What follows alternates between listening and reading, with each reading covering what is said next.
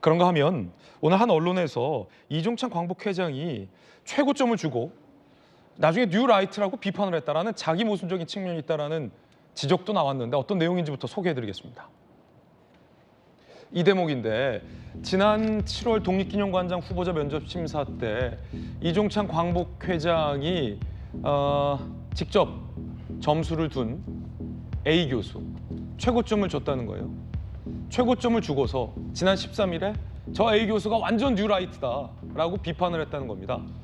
본인이 최고점을 주고 나중에 뉴라이트다라고 비난을 하는 이런 일이 있다라는 지적이 나왔고요. 광복회, 박정부 역사교과서 국정화 논란 당시 집필에 참여했었다라는 보도자료까지 냈습니다. 그러면 왜 이종찬 광복회장에서는 그때 당시에 김영석 관장은 최저점을 주고 A 교수에게 최고점을 줬을까? 김영주 의원님, 네. 이게 좀 설명이 되지 않는 대목이란 조간신문의 지적인데 네.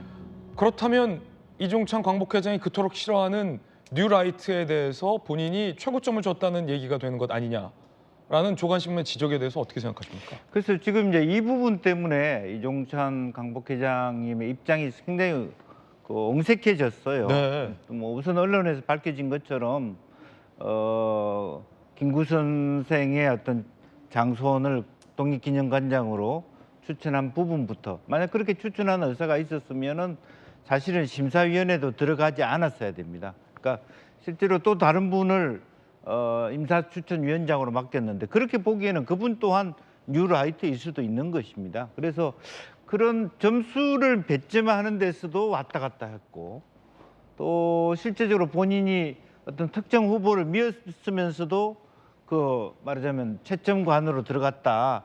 그런 것이 저는 매우 부적절했다라고 보여집니다. 결과적으로는 본인의 순수한 뜻이 왜곡될 가능성이 굉장히 높아진 것이죠. 이제 그런 면에서 일부 언론에서는 목리를 부리는 거 아니냐. 이제 그렇게 됐고 또 하나는 추천한 분이 사실은 뇌물죄라든지 예. 또 집행유예를 당했다든지 이런 결격 사유가 물론 뭐 법률적으로 결격 사유가 아니죠. 다 뭐 복권이 되었으니까. 그럼에도 불구하고 예컨대 질문에 있어서 그런 분들이 과연 독립기념관이 적자가 됐을 때 흑자로 경영할 수 있는 어떤 방안에 대해서 생각해 본 적이 있느냐?